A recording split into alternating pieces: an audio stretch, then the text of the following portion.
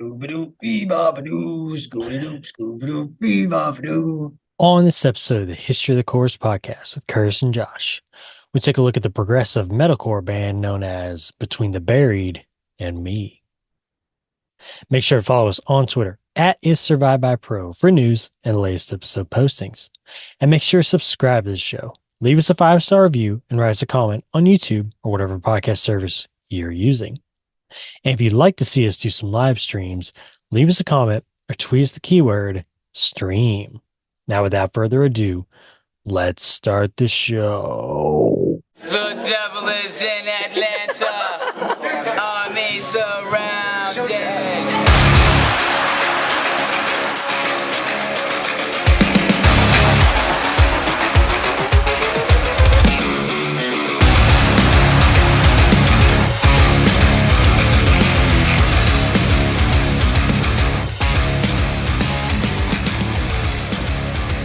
Keep the beat, we tap our feet.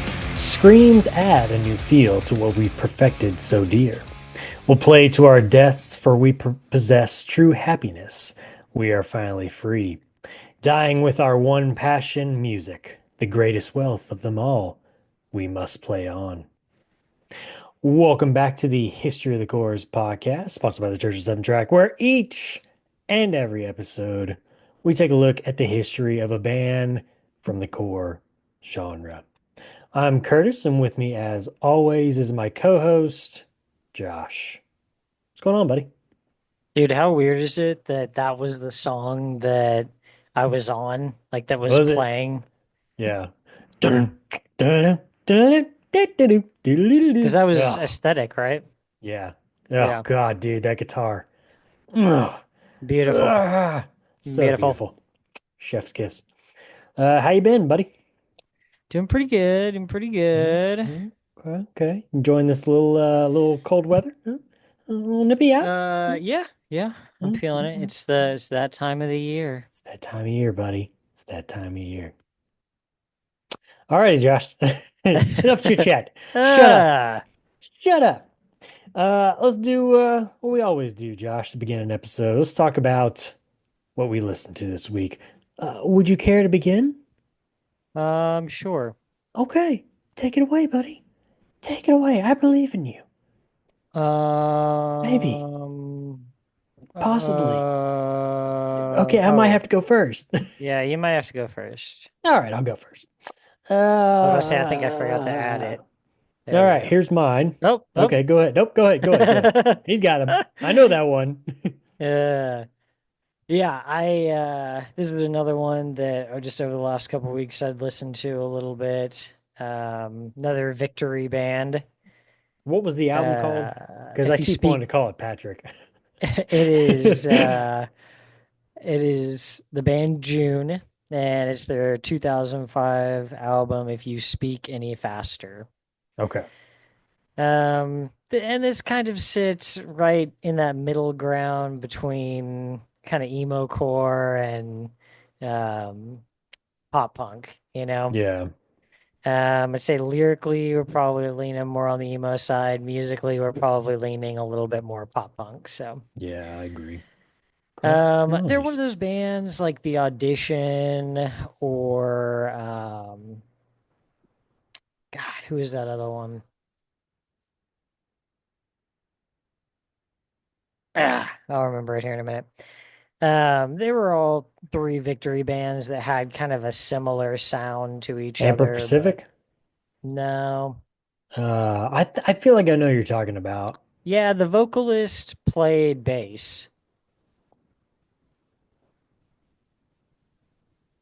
Uh, I know, right? okay. Dang it. Why'd you have to do this I to me at the know. beginning of an Yeah, it's episode? gonna drive me I'm not gonna be nuts. able to, yeah, I'm not gonna be able to concentrate now. Okay. But it's just in like the audition, they're just a really easy listen. Um, I'd say it, it goes in that pop punk realm. It's good summertime music. But for me, it was just kind of dipping back into it. I haven't listened to this album probably in a couple years. So Are they still putting out records? I know at one point I think it got down to just like him. Just the I don't vocals, think I think. so. I want to say this Uh, was one of the last ones. Like okay. they had a few before this, but Okay. Hmm. yeah, let Yeah, me I'm gonna have double to look that check up. here real quick, but I'm pretty sure this was one of their last Well, albums. I was thinking there was at least one more after this. There was one after this. So Okay. Make It Blur was 2007. Okay. But I don't know that I listened to that one. I had listened to their EPs. Um, but honestly, I don't know why. I think it was the album artwork on This Side of Your Room EP that made me want to go back and listen to a couple Forecast albums also. Yeah. That was almost The my Forecast episode. oh my gosh. Yeah, that was actually gonna be okay, let's see. Okay, you've got me, and now I'm on the website. I want to know who this band is that you were thinking of. Played bass and he sang. Man, do I have time to go through 7 pages worth? I'm gonna say probably not. Oh man. Oh gosh, this is gonna drive me wild, man. Oh, do you remember this band Chase Long Beach that was on there? I've forgotten about that band. No, not really. Hmm. Okay, anyway, I'm putting that away for right now. Anyway, yeah, June, nice. I'll have to check out that album because it's been a long time for me too. Patrick, that's all I remember. All Okay, right, here's Curtis, I yeah, got go it. for It it. took me like 5 seconds.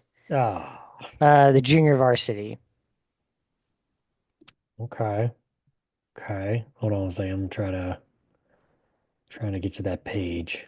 Get Comfortable was their music video on the Victor TV sampler, the 2005 sampler, which is the best one.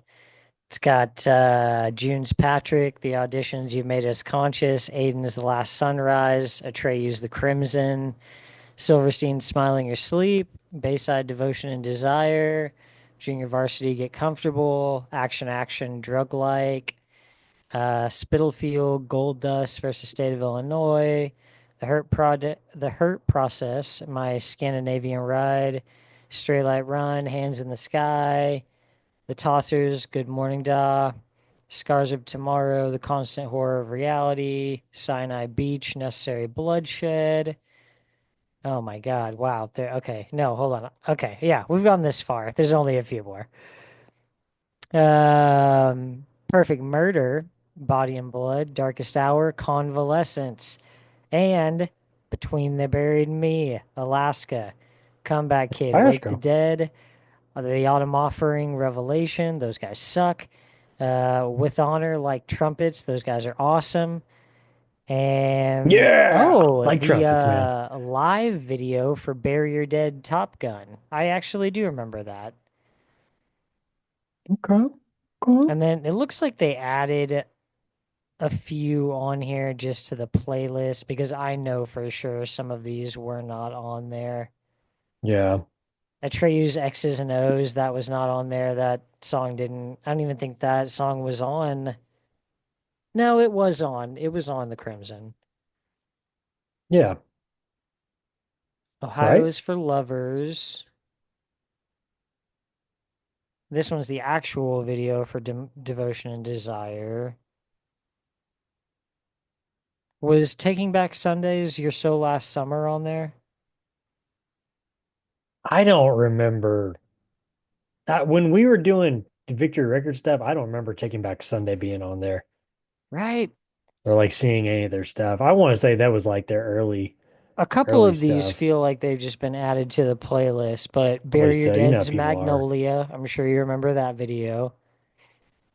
That was on there. Magnolia is the one where the kid's Yeah, I know what you're mom is a talking about. prostitute. Yeah. Yeah. And then Water Down. Thank you. Ah, Water What? Down, man. What's Yeah, the My song? Hopelessness in Me. Yeah. My hopelessness in me. Oh, that was a good one. That was a good music video too, man. Yeah. The live shots. That's pretty cool. But that was the first time I ever seen somebody do the shot from like the neck of a camera or a guitar coming down. That was pretty cool. Oh yeah. Yeah, that's pretty sweet. Yeah, so good. Those Germans, they know what they're doing. By the way, it was a German band. I didn't know if you knew that or not. Oh yeah, yeah. Yeah. Anyway, here's my music. You talked so much about Emure last week. I Uh, had to throw the Goodbye to the old Gallows school. is good, but Curtis, the I know, album but I dude, was this was the talking one up that I was grew up Children of on, though. Cybertron. I understand that, but I grew up on this one, and I didn't have Okay. time for all of those other ones. So I had to Okay. go back to a classic, It especially is with a good songs that one. got stuck in my head. Yeah, and then I threw on this one. This is their debut album. Hmm. To me, this was like, besides some of the good stuff on the next one, which was A Beautiful Lie, they had like The Kill from Yesterday, Attack Attack. That one's okay. To me, this is the only good one from them. And I used to listen to this one a lot when I was younger, Oh on yeah. the school rides home, man. That was a good album. And I don't know Yeah, why, I but remember you having that album. for some reason, one of the songs popped in my head this weekend. I was like, Spotify, I'm putting it on there and I'm gonna listen to this album. And there was a couple on there that I had forgotten were on there. I was like, oh yeah, this is a good one. So that was a nice little trip down memory lane. So, which kind of Nice. connects with this episode because I've talked before, Silent Circus and Alaska. I had both those CDs and those were on repeat with Define the Great Line and this album when I would ride the bus home a lot in like middle school age. So, yeah, Oh yeah, you're a big all Between the Buried connected. and Me guy. Oh yeah. I'm a big between the buried and me. Oh, I used to be. I don't know about anymore, but still enjoy it. But anyway, that's what I listen to. And he listened to that. So, what was the one you're saying though from Amir? I believe the album is called Children of Cybertron. What? I While don't we're remember you here. saying that. Oh no, I'm sorry. From It's Amir? Speaker of the Dead. Not even close. The I'm sorry, the first track is Children of Cybertron. Oh, okay. Um yeah, while we're here, I'll go ahead and give you my Amir picks. Amir, I hate Amir. to make this comparison, but much like Attila, you know it's trash like while you're listening to it, especially like the later stuff. I feel like there's more of an earnest thing kind of happening on Goodbye to the Gallows. But the further we go along in this, the more it starts to take on kind of a weird. If you listen to some of their later stuff, you'll know what I mean. It Yeah, starts I've to heard you take talk about it on before. an odd kind of stadium forced feel. And I don't like that. Um, but let's go back here real quick. So after Goodbye to the Gallows, that was Felony. I know, a Respect Issue after that. Respect Issue is really solid. It just kind of amps up Goodbye to the Gallows. Gets a little more in your face. Felony is kind of on the same level as Respect Issue. They're kind of interchangeable albums to me. And then Speaker of the Dead, I feel like is kind of their peak. Okay. Like beyond that, it starts. There's stuff I like after that, but this is the last good album overall, I feel like. Okay. Slave to the Game has some good tracks, and then from there, it kind of starts to go down. Each album just kind of has a couple good things here and there, and the rest of it you can kind of take it or leave it. But definitely listen to Speaker of the Dead. That's a mirror at its peak. It's I peak. wanted to Okay. look real quick at the track list for Goodbye to the Gallows. Ticket Yeah, to Ticket for the Paralyzer. Paralyzer, 10 When, Signs You Should Leave, yeah, When Keeping It Real Goes what goes Wrong, wrong. Rusted Rusted Over over Wet wet Dreams. dreams. Ew. Got a henna tattoo that said forever. Yeah, that's my one, man. That's the one that always stuck with me. Is that Yeah, one? Yeah. there's some good ones on here. Yeah. It was just like a nostalgia thing, Oh, for sure. you know. So, alrighty. Sometimes you got to hit the Next, old albums. you got it, man. Next item on the business, Josh. Curtis, Coheed Corner? oh, they're horses. That's what I'm saying. Yeah, Coheed Corner. Yeah, Coheed Corner. Status update. Did you get the We've got goggles? we've got a status update, Curtis. I did order the box sets.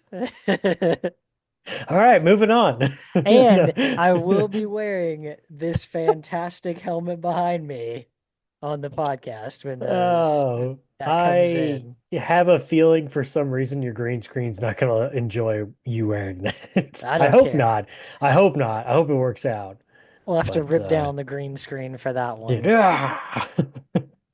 while wearing the helmet, right? Ah, nice. Cool, man. And no new singles, right? No new 'Cause I didn't get singles anything. yet. Okay. All No. right. Okay. That's fine. When we get some, we'll talk about it. We'll come back to Coheed Corner. Did you also order the new box set? No, I did not. No. I have no desire. So just give me the music. I just need the music. Coheed alert! Coheed alert! Coheed alert! Coheed There you go. alert! You should start Woo, doing woo, woo, that. woo, I got epilepsy. Stop it. woo. All right, cool. Coheed Corner. Oh, now it's between the Barry and me corner. Uh, oh yeah. Last thing before we get into the actual episode here. Reminder, we're almost at the end of the year. 2024 is almost over, Josh. But need not worry. We'll be taking a look back, showing some of our highlights, some of our happiest moments throughout 2024. And then most importantly, we're going to get Josh's updated top 5 eras from bands that we've covered. So be on the lookout for that one too. Come on back. Invite your friends. Tell your friends. Nothing to add? Okay, cool. All right, Huh? today we are beginning our look at the band known as Between the Buried and Me. Actually, before you go further, you sent me the list of the like eras that were in my top 5 Oh, previously, last year, yeah. and looking at a couple of them, I was like, oh man, I totally don't remember that being, or thinking like, oh man, I don't know, there might have been one that I thought was better, but it would have been like between here and there, like new Right. ones that we've talked about. And that's the point of why we're doing it again. Right. But yeah, so I did Every Time I Die, Everything. Everything. Norma Jean from Blessed Through Wrongdoers.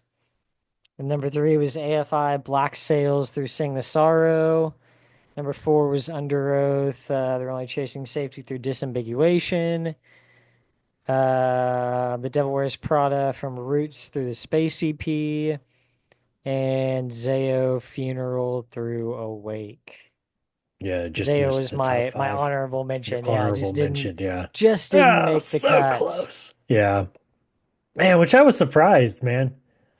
I I know. assumed Zayo would have It's been top so 5, but hard to I know. beat out some of those others. Like, how could you? The only one I could possibly think of knocking out would be Devil Wears Prada. Well, it would have to be because it's number 5, so. Right. Well, I can't. Yeah, but if I was just even gonna swap it with anything else, Yeah. I don't think it would be right to do it to any of the You can't do others. that to me. You can't make me do it. Only the Devil Wears Prada. In fact, I'm Yeah. amending the list right now. That- Zayo's already jumped into slot 5. Oh, they're at number 5. All right. Well, there's a sneak preview. What are the other 4 going to be? Are they going to be the same? That's a teaser. I'm gonna be disappointed if everything just stays the same then. I don't mean, think everything here's will stay the same, here's the thing but about it. Yeah, I assume Coheed's gonna make an appearance. I know yes. Every Time I Die is gonna be And yeah, how ever number 1. the If only anybody's possible going to, contender, it would have to be Curtis. Coheed. Yeah. So that's what I'm a little curious about. But we'll just have to wait and find out. So yeah. Dude, I have been on an Every Time I Die cleanse for probably at least 6 months or so. And now I'm like starting to get back to the point where like, man, I really like could start at the beginning there and just go That's through. yeah. Okay, that to me right there tells me he's not moving it out of number 1. If you do that to a You band, just it's told me like, everything yeah, I it's need to like, know. yeah, I mean, that's not gonna happen. All right, let's talk about Between the Buried and Me, Josh. And who knows? Maybe they'll even make an appearance, an honorable mention. Who knows? On Josh's top five. I don't know. Anyway, Maybe maybe. Yeah, you'll just have to come back and find out. anything could There, happen. anything could happen. What could happen? Their music has been categorized in the genres of metalcore, progressive metal, technical, death metal, and some of my favorite word, or one of my favorite words to say, avant-garde metal. Because Josh, it's art, and you just don't understand. It's art. It's art, man. Alrighty. Victory Records, we can both agree, right? That's where we found them. The old Oh yeah. DVDs. Alaska. I guess Alaska would be the, yeah, because that was the only one that was on the DVD. I thought I thought you were saying we can both agree they were on Victory Records. I'm like, yeah, that's a fact. Yes. I don't know. It's debatable, man. Yeah, I'm the guy at the table. Between the Buried and Me was on Victory Records. Changed my mind. Changed my mind. Me and the coffee mug.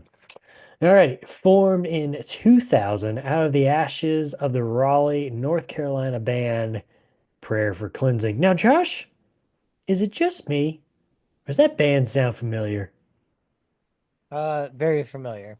Yeah, I believe we did an episode about them back in the summertime. Go check it out. History of the When I Chorus was on podcast, Prayer for Dragonstone? Cleansing. Yeah, when Josh was on Dragons, go check him out. It was when he was hiding out in the closets at the Hotel Dragons, or yeah, Dragonstone, Sandals, Dragonstone, I should say. The initial lineup would consist of Tommy Rogers on vocals and keys, Paul Wagner on guitar, Jason King on bass, Will Goodyear on drums, and for a short time, Mark Duncan on guitar before being replaced by Nicholas Fletcher on guitar. I got to sneeze. Maybe not. Okay. When searching for a name to stand out amongst the endless ocean of other metal bands, the group would settle on Between the Buried and Me, which comes from a section of lyrics from the Counting Crow song, Ghost Town. Who would have thunk that those two bands would be connected? Not me. And I can't speak for Josh, but I'm assuming no. Well, I was surprised when you told me that last week. I was like, Yeah. what? Yeah, that was always just kind of a strange. Of course, I don't even know that song, but it was always just kind of a strange connection. I'm actually looking it up right now because Yeah. I'm not familiar with it either. Yeah. Quickly, the band would record a three-song demo, which would garner the attention of Life Force Records, which signed the band, leading to the release of their debut album, 2002's Between the Buried and Me, produced by Jamie King, who is sometimes referred to as the sixth member of the band, as he will produce most of their albums. Yes, Josh? I thought you said Ghost Town. Is it Ghost Train? Ghost Train. Train. Gotcha. Yeah. I don't even know what album that's from. Do you know? Well, I was looking up the wrong thing, so Well, I can tell you what Ghost Town's on. They even have a song called Ghost Town. it is on. What album is that? Hold on. Yeah, I don't know. They got a lot of crap. Oh wow. It's like certified crap, or are you just saying that? No, I'm just weeding through. I Okay, mean, why I don't you think just it's. Google it? Well, I was looking at it on Oh, it's Spotify. from August, and was it August and Everything? Is that what it's called? Because that's the album we're working. August and Everything After. That's the album it's on. Okay. Yeah. Oh, okay. Damn, that was like later in their career.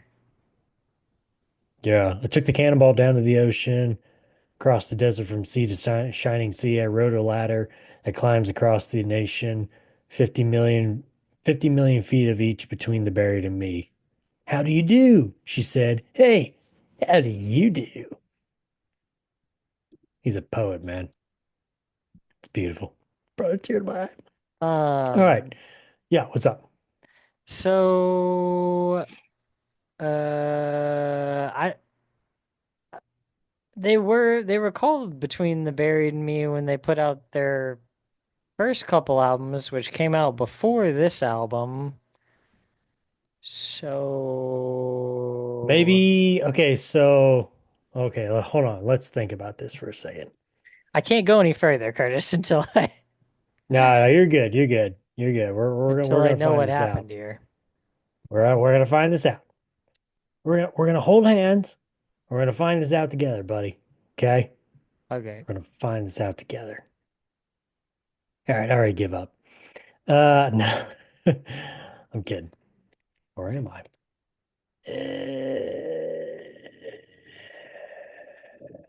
Right, but let's see.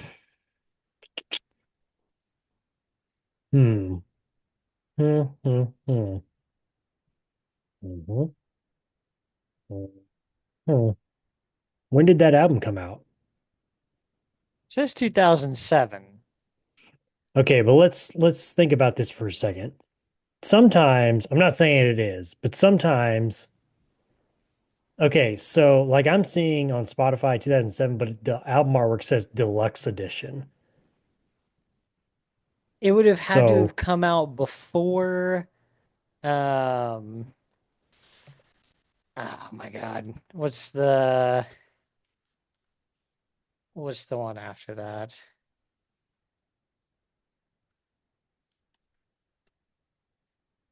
The one before that was films about ghosts. And that was in 2003. okay, here's August and Everything After was originally released in 1993. What? Yeah, Wow, okay. yeah. That's their very first album. Okay, I did not know that. Yeah. Yeah, this 2007 version is the deluxe edition, so that's see, and that's one thing I I don't thought like about Recover okay. Spotify. I thought You yeah, I and thought I, Recovering the Satellites was their first album. yeah, you and I have talked about this before. That's one thing I don't like about Spotify is a lot of times they won't give you like if you want to give me deluxe version, that's cool, but like also give me the original version so I know in a situation like that you know what I mean. Right. So Or you label it like they have done with these Between the Buried and Me albums, remastered, like yeah, 2020 remaster. right, yeah, because it can get confusing quick. But anyway, mystery solved. Can we move Mystery forward, solved. Yep, Josh? let's go. Okay, he's good. Okay. Uh, self, well, debut, self-titled, 2002 for Life Force Records, produced by Jamie King, who's sometimes referred to as a sixth member of the band because he will be producing most of their albums. I think there's only like one, and it may be Silent Circus. I think is the only one that he does not produce. So yeah, this is the only album for drummer Will Goodyear, and all three demos were re-recorded for this album. Some lyrical subject matter on the album include Westboro Baptist Church and thoughts on former friends of the band.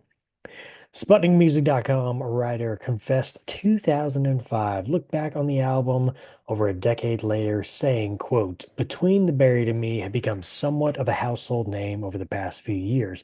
They have garnered a great deal of respect with the release of several notable albums, on each honing and refining their sound.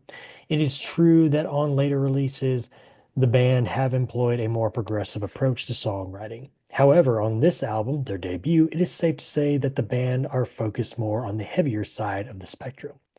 Notably enough, it is safe to say that their debut is probably the heaviest material the band have ever produced. Album opener More of Myself to Kill begins with a drum fill and hoarse scream from Tommy Rogers. The song then progresses into a fest of riffs and quick drumming before changing tempo completely into what could be described as a death metal sounding section. After a clean section, the song goes from tremolo picked melodies to yet more brutal riffs, complemented later on with some blast beats. Overall, it is a nice introduction to what lies ahead on the album. Album highlights come in the form of two tracks, Arsonist and Fire for a Dry Mouth. Both tracks are filled to the brim with well-constructed guitar riffs.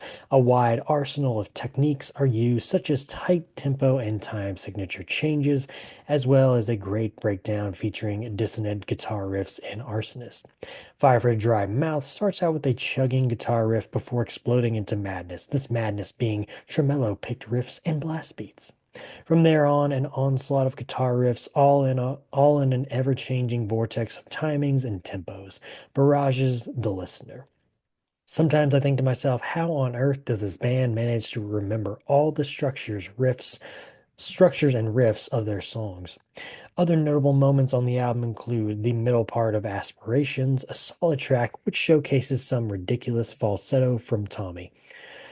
Use of a weapon is another slew of riffs. At times, it can almost be overwhelming, but it must be noted that the majority of the riffs in question complement the songs well. Naked by the Computer begins with a pleasant, clean introduction before spiraling into yet more riff mayhem. Chevanel Cut a Flip also features genre-bending guitar work. Some sections sound hardcore/metalcore influenced, whereas others follow more of a death metal approach. Even though the sound of the band on this album is very primitive and raw in comparison to latter parts of their discography, it can be easily noted that the band's more progressive edge was experimented with as early as this album. In conclusion, Between the Buried and Me haven't really disappointed their listeners much since their inception. Their self-titled holds host to what is most likely their heaviest material to date, as well the beginnings of a progressive element which has been toned and reconfigured on their later albums. Don't expect anything in the realms of, say, Colors, The Great Misdirect, or even The Parallax. This is raw and riff-oriented throughout. Songs in this album include More of Myself to Kill, Arsonist, Aspirations, What We Have Become, Fire for a Dry Mouth, Naked by the Computer, Use of a Weapon, and the finale, Chevanel Cut a Flip. Debut album, Josh. I agree with what the reviewer is saying. I think this is very basic. You're more focused on just kind of like that heavy sound. And eventually, what you get into by Colors, Great Misdirect, and beyond, this is very, very basic compared to that. What do you think? Right. But I thought listening to this though that they come out of the gate so strong. Right, It's clear like they're already very experienced musicians, like they're very technical. right. And this was the other thing. If you go back to that original episode with Prayer for Cleansing that we talked about, you and I both talked about this does not hold up, to where that type of genre was at now. Right. But we talked about the deal of stepping stones back in the summertime. We talked about some of these smaller bands, and that's an example of one. Sometimes you have to do things like that to figure out or to become better, and to figure out what really works for you. And I think Right. being in Prayer for Cleansing helped them start out this band, this band as what it is, and like you said, coming out strong from the gate. Yeah. So I was impressed. Like I had never listened to this first album. I'd listened to Silent Circus and Alaska, but I was very impressed with what they brought out in the beginning. And I usually choose to go ahead and listen to the original same. rather than the remaster, Yeah. at least on the first time through. But Did you listen uh, to the remaster at all on any of those yeah, three? on a couple of songs, and honestly, the difference is negligible. Like it's not much, you know. It's like, why do we do this? Yeah, it kind of Because feels I'll tell you why, unnecessary. Josh. Because it was 2020 and we all needed money. Right. So remaster that and sell it. Remaster. Remastered. Yeah. But yeah, pretty solid. Um, is it the last track on Silent Circus or the last track on this one that's like that super weird? Um, it's like all the vocals are just like They're like not That's the hidden track on Silent Circus. okay. I couldn't I know remember what if it you're was talking this one or the other. about. I remember the first time listening to Uh, that and thinking, what is happening? And I still laugh to this day, man, all those years later. Ah, it's a this good is sound. like they're a really interesting band because they they play a lot of serious music, you know, Right. a lot of really heavy, kind of on the nose music. And then when they're not doing that, they're playing these super melodic, well constructed, um, clean vocal having songs. And then at the end of an album, you've got something like that. And, just from other stuff we've seen, like these guys don't take themselves too seriously, Right. And we you we know? see it, yeah, and the reviewer said, and I agree with him too. You can hear some hints of experimentation of what they kind of coin as their I don't know how I want to say this. It's kind of like it's their calling card almost of like kind of like you're in the middle of a song, and then all of a sudden you kind of break out into this like weird, like you take like a hard left turn to like this weird little sound. Like on I think it's Chevino Cut a Flip.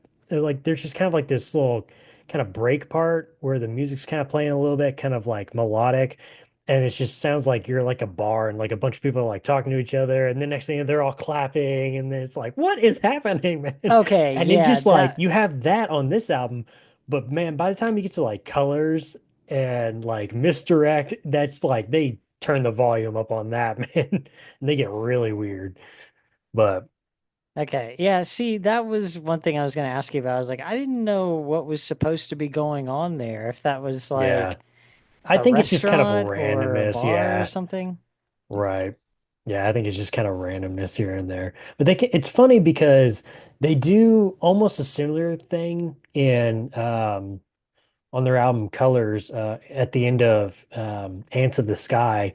It's like it kind of breaks down where it's just a guitar kind of strumming a note every once in a while, and it sounds like you're at like a bar and everybody's just kind of like, yeah, wow.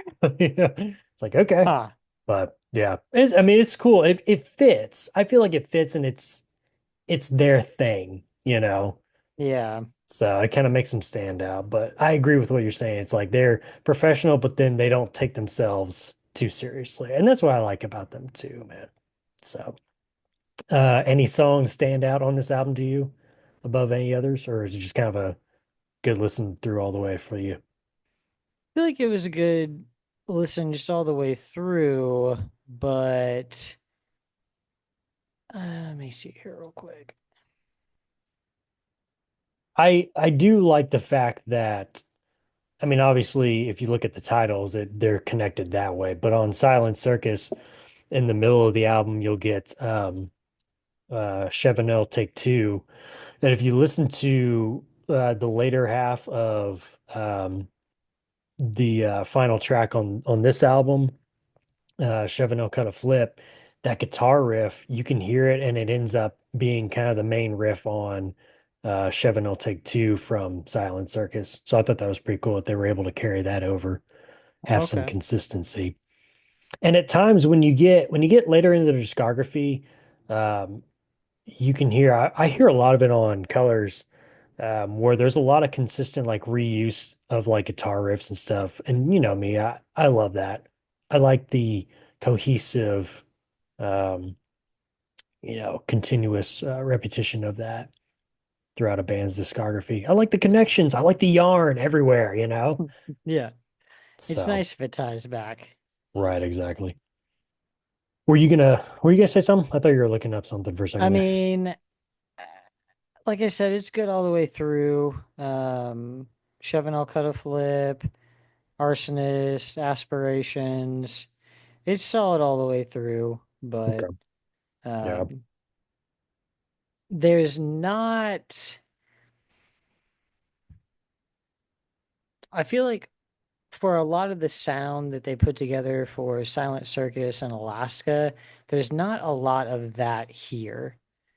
Like maybe little flashes of it, but I wouldn't listen to this album and then be like, oh yeah, that's gonna build to be Silent Circus. When you Right. listen to Silent Circus, it's easy to say, oh yeah, this builds to be Alaska.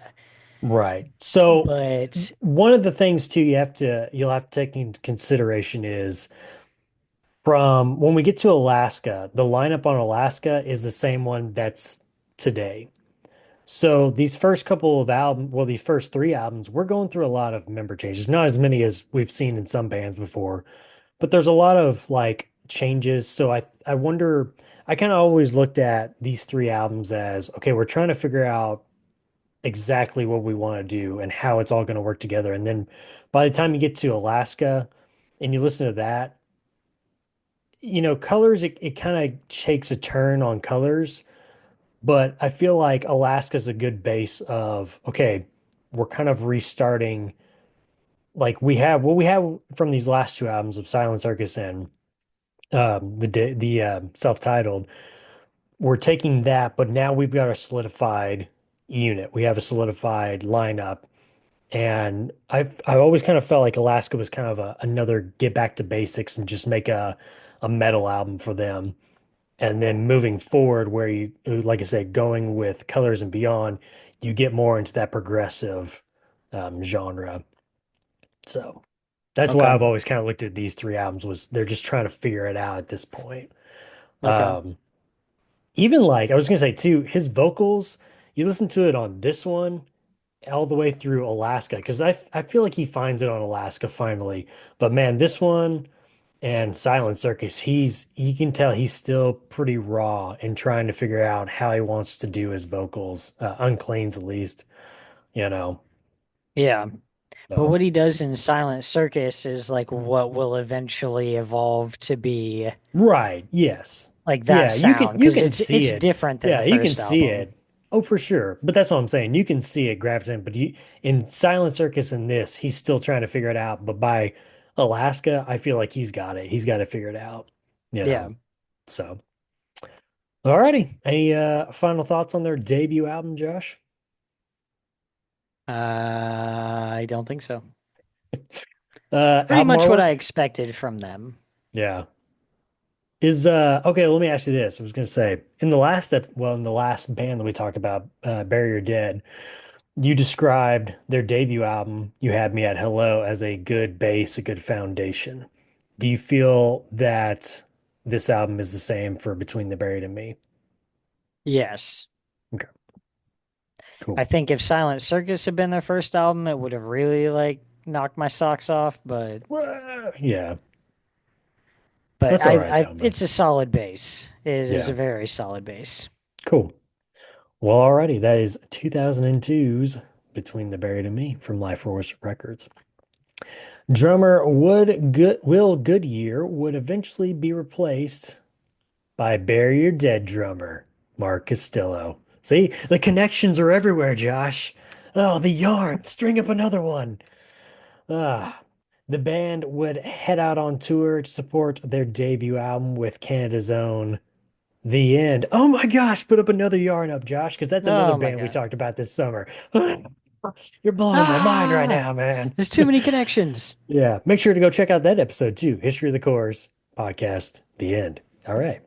Although Summer not edition. summer edition, you can still see Josh out on vacation on Sandalstone or Sandals Dragonstone. There you go. Although not Sandalstone. Sandalstone Dragons. Yeah. Although not an initial success, their debut album would catch the eye of One Victory Records, who would quickly sign the band, leading the group to begin recording new material for what would become 2003's The Silent Circus from Victory Records, produced by Matthew Ellard. And we actually talked about him on the last episode with Bury Your Dead. He's done work with them, among other bands. This is the only album for drummer Mark Castillo, as he would eventually return to Bury Your Dead after their hiatus was over. And this is the last album for guitarist Nick Fletcher and bassist Jason King. So see, we're already getting these changes, man. So Re-released in 2006 with a bonus DVD featuring music videos and a live set of the band's performance at the Cat's Cradle in Chapel Hill, North Carolina in the summer of 2005. And in 2021, online music magazine Brooklyn Vegan included the album in their list of 15 seminal albums from metalcore's second wave, 2000 to 2010. Not bad, not bad.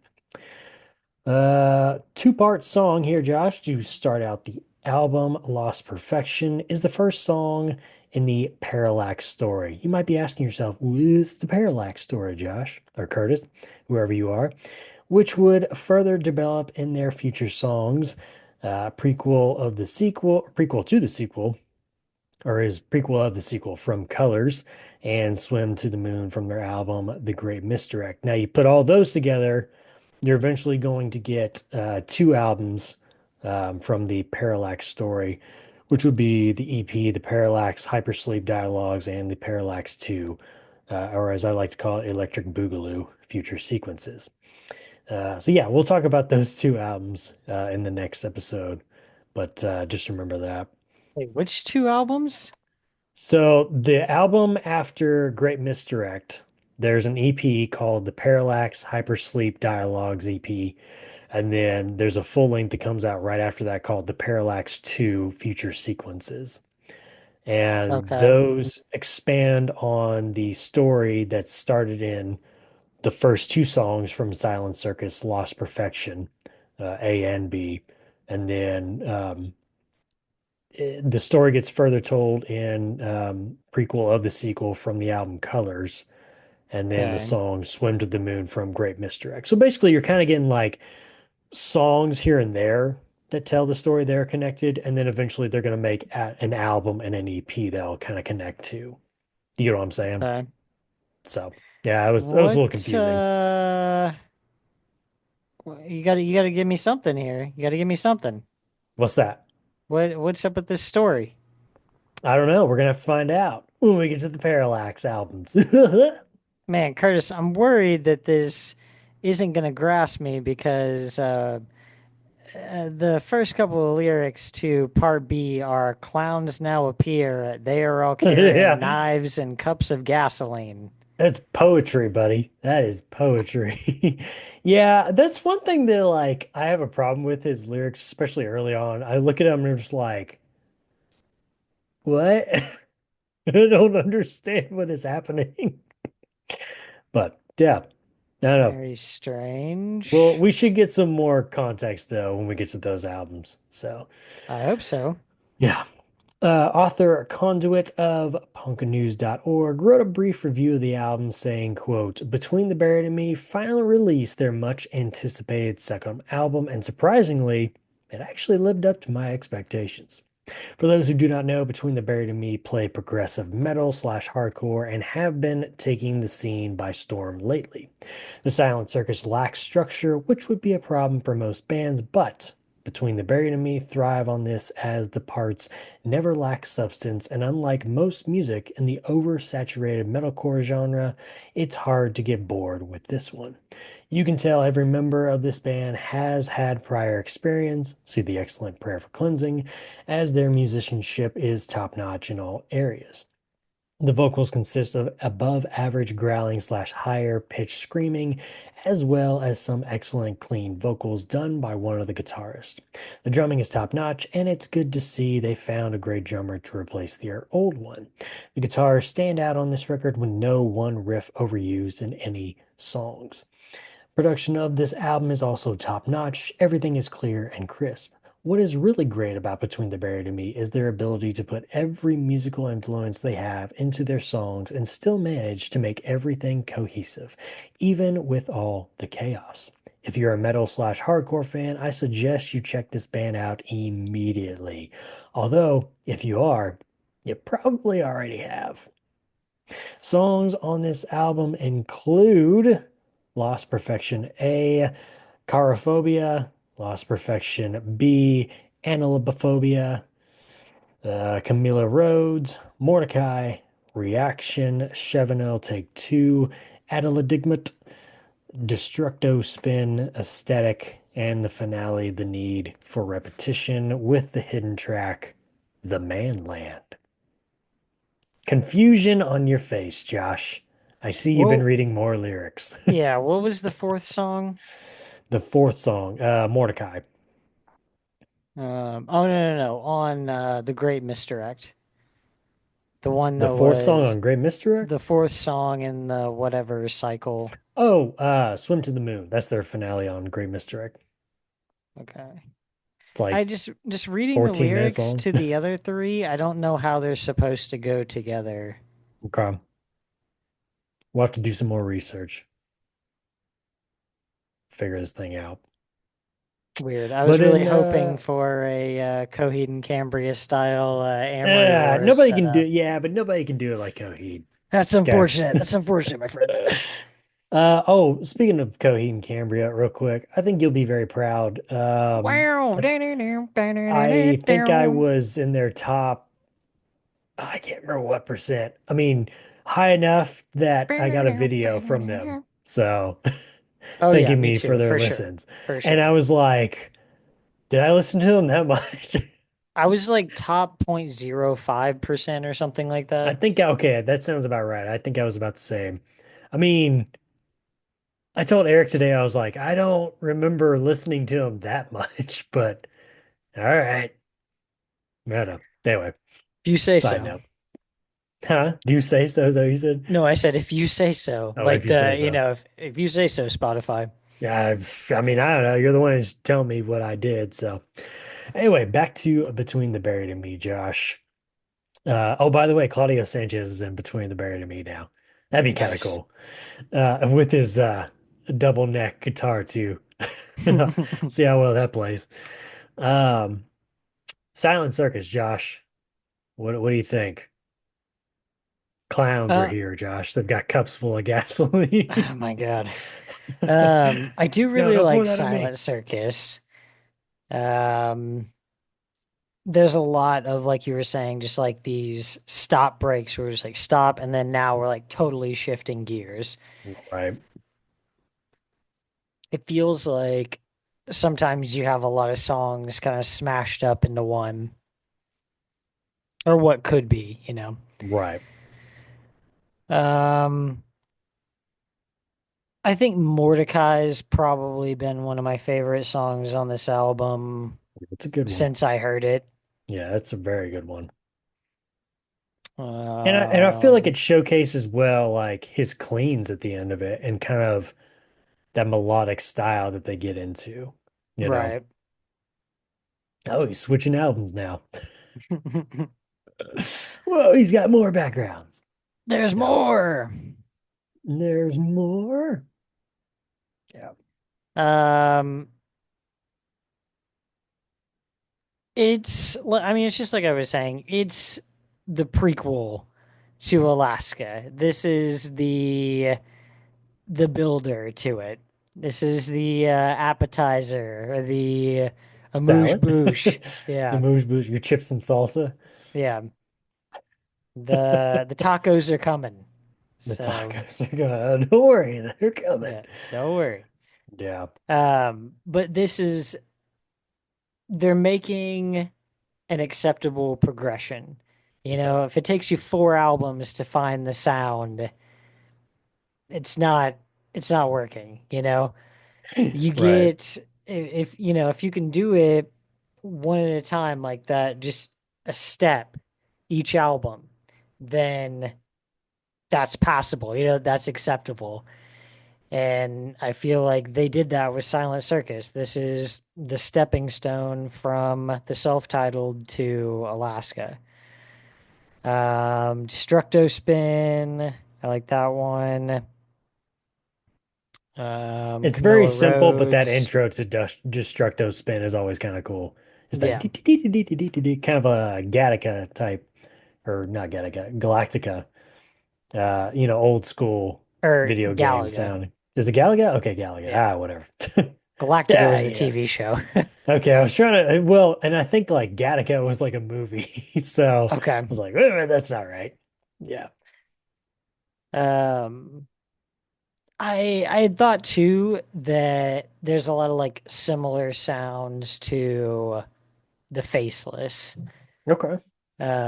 especially like their first couple albums. And this having come out first, I got to assume that Michael Keane was drawing some of his influence from them. Yeah, maybe so. Maybe so. What We about you? well, What are your tops on this one? Mordecai takes the cake. Of course, I love Okay. the run of Mordecai Reaction and Chevino. Okay. And then pick right back up as it's fading out on the acoustic with Adeladigma or whatever. However you want to say that. Which one? But the 4, 5, 6, the seventh song, The seventh track, the Curtis? seventh track. Woo, woo, woo. Add Wow, a wow. Dugglemut.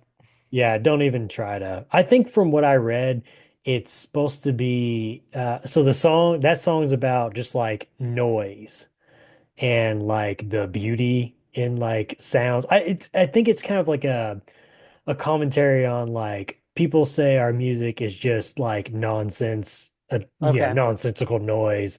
But I think there's a line there he talks about oh man, what does it say?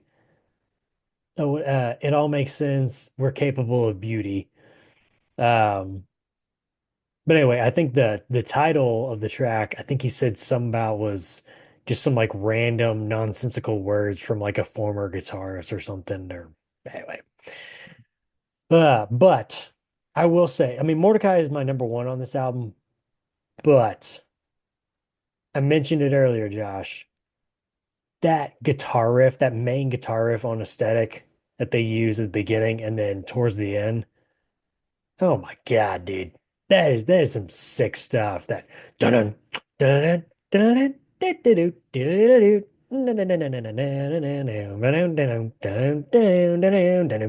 That's the most, dude, that's the Oh, most classic early 2000s sound ever. right. You know, like just Oh, that super oh choppy God, like man. gallop Right. Right, like exactly. Just riff. a simple, just hi-hat, snare, hi-hat, snare. It's like, yeah, It's man. you can all So good, perfectly man. like crab stomp Right. together or like do the little running gallop. Mhm. Who is wait, are we talking about Between the Buried and Me or Attack Attack? Whoever. No, The I meant crab this walk would be episode. attack attack. The jog would be like the world we knew. No, God. Uh, you mentioned it earlier. Let's talk a little more about the hidden track, Josh. Oh my God. It's like, what the heck? I always try to figure out, like, how is he trying to scream? Is he trying to do like a weird, like, just like a yell bark thing, or is he trying to do some type of like weird inhales or something, or what? But it's crazy, man. Uh, but I still laugh about that song today. It still makes me giggle, Josh, from time to time. But, This is a weird song in general, just the well, lyrics yeah, to this entire song, I but don't, and I will say that's one thing I'm not like a fan of with this album is the lyrics are just, they're either too weird or he gets like really sexual at times. I'm like, yeah, okay. I mean, I know like this song, Need for Repetition, is supposed to be a commentary on the Catholic Church and then, the things that come with it. If right. you read the lyrics, but still it's like, okay, this is uncomfortable. I know But reading them just like alone though is yeah, they're yeah, it's so like, weird. ugh. That's why I'm like, I think I lean more towards the music on this album um, than the lyrics for sure. Yeah. But which helps because there's some good music on here. So it's like, okay, it makes up for it. We're good. But yeah, this, I'm listening to that song right now. You're a moron. And I'm a man. Are Like, you a man? Hey Josh, oh my what are God. you? I'm a man. Oh my God. I just love at the Uh, very end, like they're all just like breaking down laughing. They're just like, oh my right. God. Uh, that's great, man. Oh, my bird. You're a bird. Oh my God. Ah, good times, man. Wow. Alrighty. Yeah, dude, I was laughing so hard at that. I guess I'd never like heard that part before. I'd never like Oh listened to man, the end of the yeah, track. yeah, for So when it sure. got to the end, it was like silent for a while, and I saw it was only halfway through. I was like, oh, okay, there must be something. So I just let it roll. But yeah, about halfway through that, I was just dying. I was like, oh Yes. my God. Oh, it's so good. With my So good, headphones in, man. just laughing to myself. Where were you at when you heard it? You just at home? And I was at work. Perfect. During the workday? No, I mean, it was early. Ah. Look at this crazy man over here with his Nobody, headphones yeah, in nobody laughing. was around. All righty, Josh. Any final thoughts on 2003 Silent Circus? No, solid. I think, at least musically, I think lyrically Yeah. we're both in the same boat. There's Oh, just too much weird yeah. stuff going on here, but we're about to Clowns are hit here. we're about They've to got hit cups of perfection, gasoline. Curtis. So it's all Hmm. right. There we go, man. More touring would commence in support of their sophomore album, but soon drummer Mark Castillo would eventually be replaced by current drummer Blake Richardson, which I think is he's a great drummer. I think he fits what they're going to end up doing a lot better than anybody else has before him. No disrespect for Will Goodyear or Mark Castillo, but I think Blake Richardson oozes that between the Buried and Me sound. So Nick Fletcher on guitar, what there you go, would be replaced by future Sleeper guitarist Josh Shane Blay. But he's only going to be around for touring. He would not contribute any work on albums. But I always kind of thought that was kind of an interesting little thing. He would join Between the Buried and Me right before Sleeper started. Is So Shane the one that I cool, call the man. most underrated guitarist of all time? I don't know. Is I mean, he's the lead guitarist on there and does clean vocals. So For a sleeper? yeah. Yeah, So that's him. I'm assuming that's who you're talking about. Yeah. I mean, Yeah, whether he's you so said that or underrated. not, I don't know. I mean, yeah, He's this is a trick question. stupid underrated, Yeah. Yeah, he's especially on really those good, man. first couple albums, man. Oh gosh, man. Yeah. Like ridiculously underrated. But Shane Blay would soon leave and give way to current guitarist Dusty Waring. Founding member Jason King would eventually be replaced by current member Dan Briggs on bass. So we've got our new lineup set, Josh. Tommy Rogers, Paul Wagner, Dan Briggs, Dusty Waring, Blake Richardson. Get used to those names because And this this is it. is We don't Between the have Buried and to Me. we don't have to do any We more don't have to lineup do it, man. changes. This is No it. more lineup changes. Yep, this is it, buddy. Wow. I know. What Well, are we this gonna might do just with be the end of the ourselves? episode, Curtis, because Yeah. we All right, that's about signing half off. of what we usually have to say are lineup Right, changes. exactly. No gang ties this time. Yeah. No culinary school in South Africa. We're good, man. We're clear. We're in the clear on this one. So, all right. New lineup set for good. The band was ready to up their game musically by recording and releasing their third album, Josh, 2005's Alaska. Alaska. I thought maybe you were gonna like put it up there as I said it, but that didn't work out. And Alaska. Alaska. All right, from Victory Records, produced by Matthew Ellard and Jamie King. Although, Josh, it did not sell as well as its predecessor, The Silent Circus, Alaska is still noted for having some of Between the Buried and Me's signature songs, such as All Bodies, Alaska, and Selkie's The Endless Obsession. AllMusic.com writer Eduardo Rivadavia wrote in his review of the album, quote, Between the Buried and Me's forward-thinking musical agenda was already well established by the release of third album, Alaska, their second for Victory Records.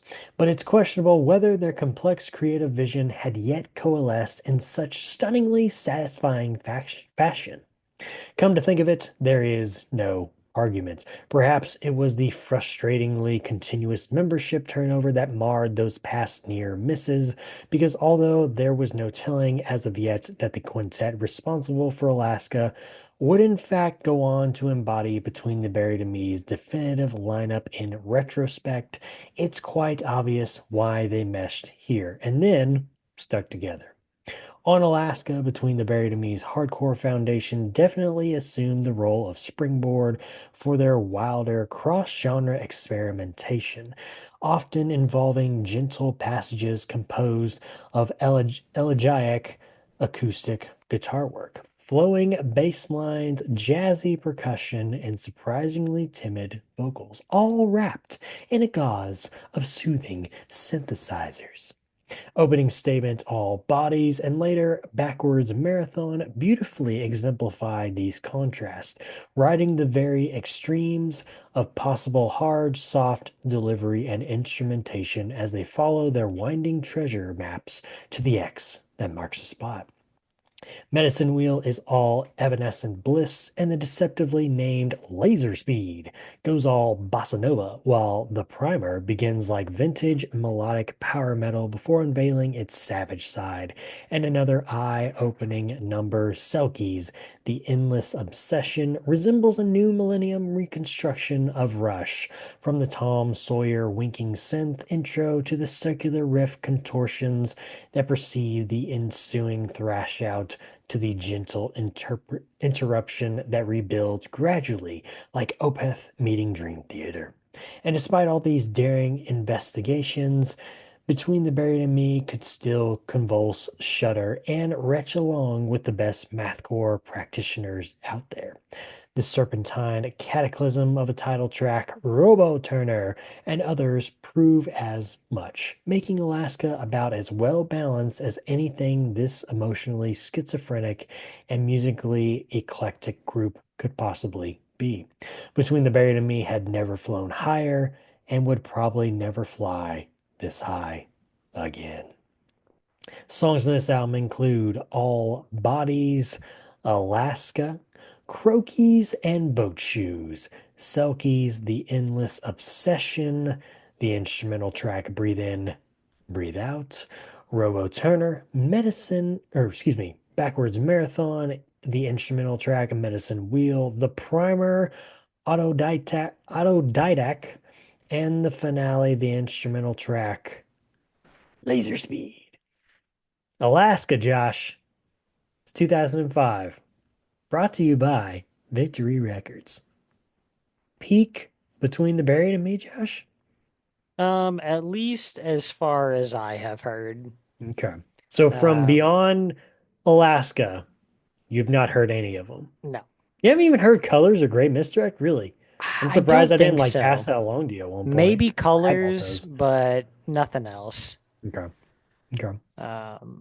That's the only one that seems like halfway familiar to me. I'm like, I may have listened to this, but and this is a good one all the way through. But All Bodies, Alaska, Croquis, Selkies, that's my favorite little block in this. Yeah.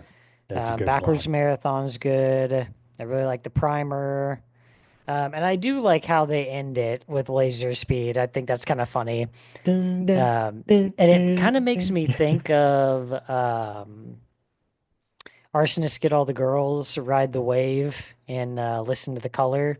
Okay. That one's done with more of a like kind of beach, like this is more like elevator music, Yeah. And this is more of like a beachy kind of sound. Like Okay. they do like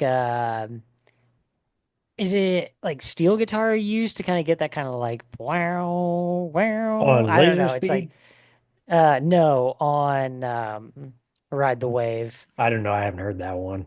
but I was just kind of just working it out loud. No. Oh, okay. Gotcha. Gotcha. But just kind of a not a similar sound, but a similar idea. But I think again it goes back to what we are talking about back when we were talking about the first album. You get those weird little things like that just kind of coming up as like, oh, this is out of left field. I wasn't expecting that one. you Right. know. I didn't expect the last track on their album that's called Laser Speed to basically just be elevator music. Right, exactly. Yeah. So, uh, I still remember, I mean, we talked about earlier, Alaska's our intro to this band, and it was the music video of the guy in a tiny house with a tiny drawer and pencil and paper, just like marking on the paper, and the next thing you know, he's out of paper and he's writing all over himself. Crazy. And I Classic was Between the hooked. Buried and Me. We were hooked, man. I mean, what can we say, you know?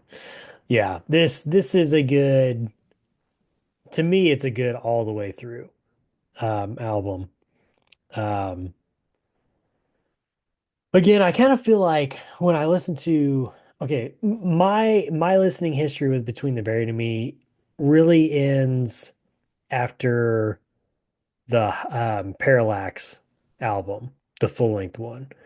There was a couple that came out after that. I think it was Coma Ecliptic and then Automata, I think is what it's called or whatever, one and two. And then I've listened to Colors too. That's the recent one.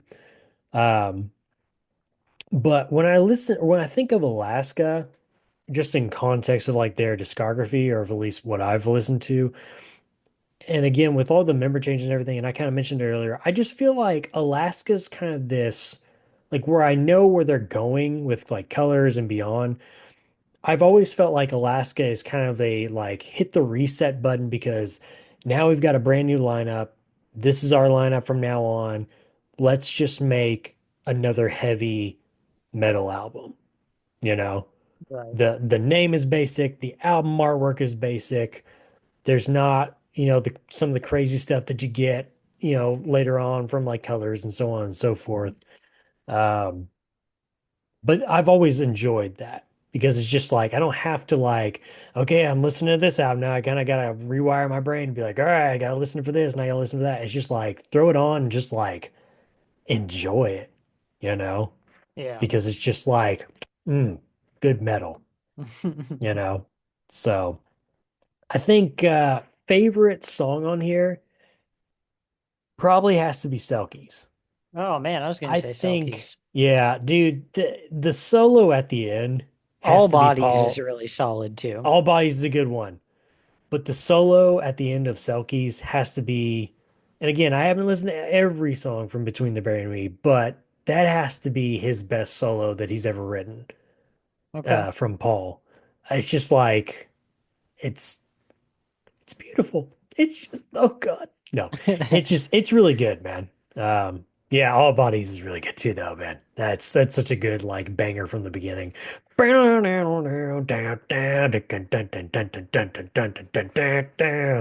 Yeah, Oh, so good, such a man. great opener. That galloping again, man.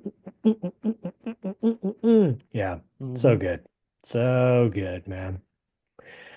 Alrighty. Any other thoughts, Josh, on Alaska? I Anytime I think think of this so. album, I always think of obviously the music video Alaska, but more I think of their little intro to on Victory TV to that music video where they're all standing there and it's Dusty. He's like, "Hey, this is Between the Bird and Me. This is our song for Alaska. Now watch out. There's a crazy guy in there. He's writing all over himself, okay? Hellfire, enjoy."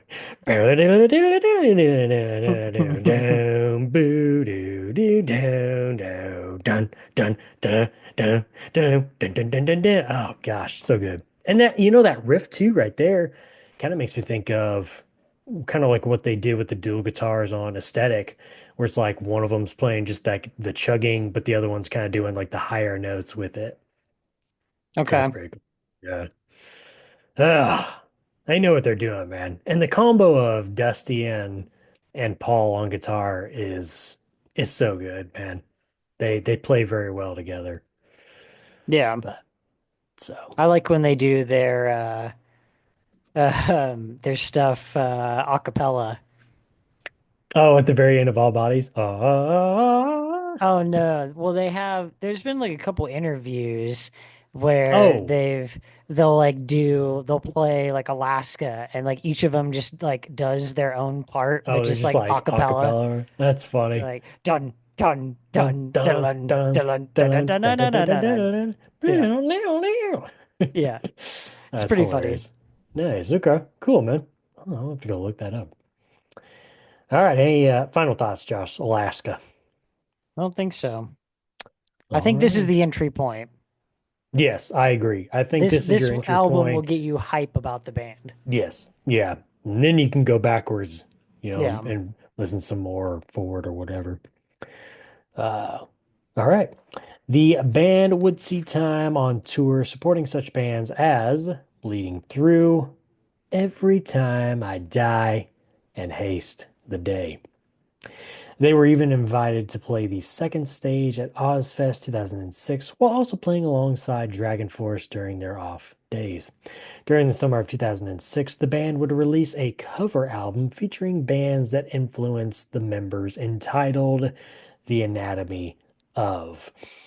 And a reviewer from AllMusic.com would briefly state about the album, quote, the band stays close to the original style of each song, resulting in an album of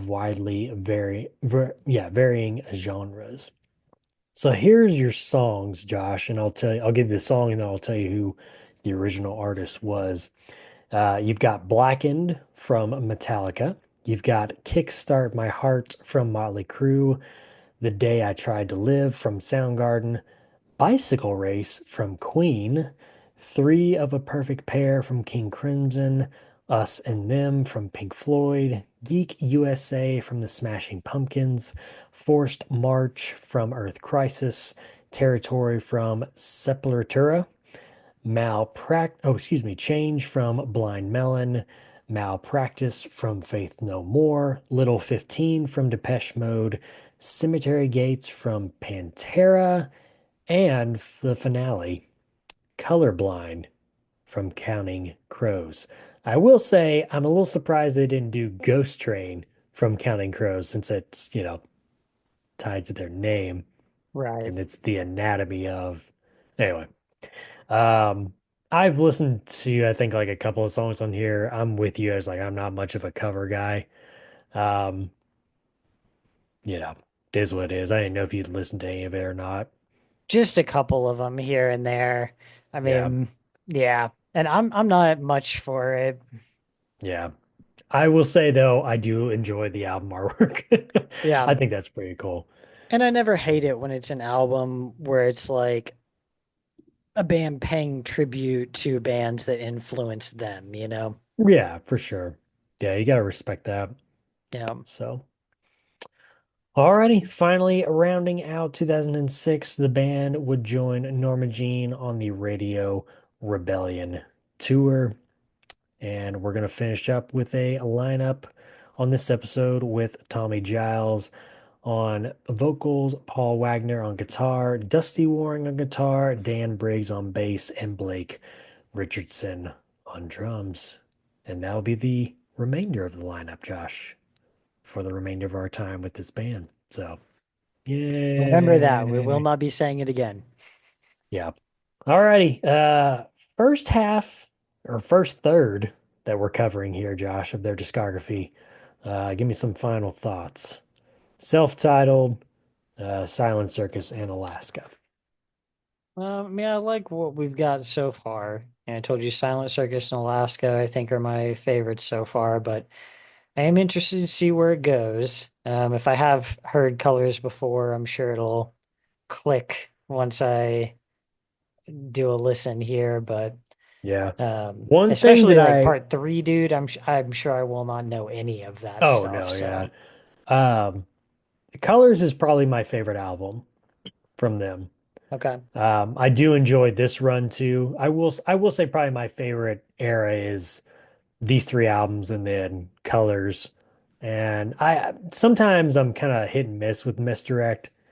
Um, but I would say self-titled through Colors is my favorite era from Between the Buried and Me. But one thing that really gets me with Colors, and I think I mentioned this before, um, was their intention when they wrote it was to make it sound like one full not really a full song, but like, I mean, all the songs connect. There's no like, okay, this track is ended and it's, it's a fade out or the music just stopped. Every song like flows to the next continuously. So it sounds like one easy long listen. And I Okay. enjoy that. It's that good connection or whatever. So, yeah. All righty. Let's get on out of here, Josh. You want to? Sure. I'm done with you. I'm finished with you for the night. I'm over your face. Ah, Make sure to follow us on Twitter at is Survive by Pro for news and the latest episode postings, not just on the show, but our other shows as well. We have the History of the Cores After Hours podcast, where I sit down with my good friend and avid listener of this very podcast right here, Eric, and we discuss some of the bands me and Josh have already discussed. There will be a brand new episode this week, all about the band Bury Your Dead. You'll want to check that one out, Josh. We also have the Red Right Hand podcast, which has covered all 6 seasons and eventually the movie from the Peaky Blinders. And then we have Josh's favorite, the Throne of the Dragon podcast, which has covered season 1, season 2, and eventually season 3 of HBO's House of the Dragon. Well, is there supposed to be 4 seasons? Is that what we yes. said? Okay. So we've covered season 1, season 2, and eventually season 3 and season 4 of HBO's House of the Dragon.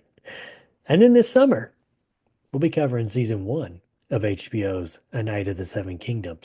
But Before wait that, a minute, Curtis. Josh. Hold on, wait a minute. What are we supposed to do until then, Josh? No. Even before that, before the summer, probably in the spring, we'll be doing our read. Well, you'll be doing your read. I'll be doing my reread Reread. of A Night of the Seven Kingdoms, all 3 short stories that make up that. So we can get ready for the HBO show, Night of the Seven Kingdoms. Yeah. And then,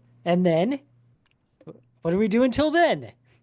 I don't know. What are we doing, Josh? I don't know. We've got character profiles going until then. So we've done one on Oris Baratheon so far, and then our next one is going to be on Edmure Tully. Ooh, the Tullys. So, and the role that Edmure Tully plays in the rise of King Rob, the fall of King Rob, and how he's still stuck prisoner at the end of all of this. It's a shame. But stick around. Come back and learn a little more about old Edmure. That silly guy.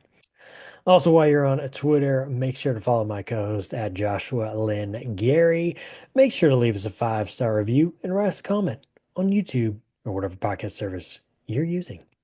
And if you want to listen to us and see our smiling faces, or Josh's blank stares, or smiling face, or creepy face, or his confusing looks when he reads these lyrics about clowns are here. They've got cups full of gasoline and knives. What is happening? I don't know what's happening. Just head on over to our YouTube page. Just search Is Survive by Productions. And that'll have every episode from all of our shows. Subscribe to the channel. Thumbs up the video. I will give a warning. If you have epilepsy, you might not want to watch us because oh no. Oh no. What has happened? Oh, no, we're good. Never mind. But your audio has been gone. Yeah, you can hear me now? Okay, I can hear you now. Yeah, I don't know what happened. Our I internet lost cut you out, at I the guess. end when you were like, "What?" About the lyrics. About the lyrics. Oh, okay, yeah. What? Let me try that again. What? Okay, so I was about to just finish out the outro because I didn't know if you That's were right. done. Yeah, anyway, so I was gonna say, if you have epilepsy, I would not watch the show because Josh is gonna be flashing a lot of Coheed and Cambria on Coheed Cambria. Yeah, so if you got epilepsy, you might want to just listen to it. So you gonna do it? There you go. We've got an alert, a Coheed alert, a Coheed alert. All right, until the next episode, or we'll continue our look at Between the Buried and Me, and I'm sure Josh will have more Coheed Corner. See ya.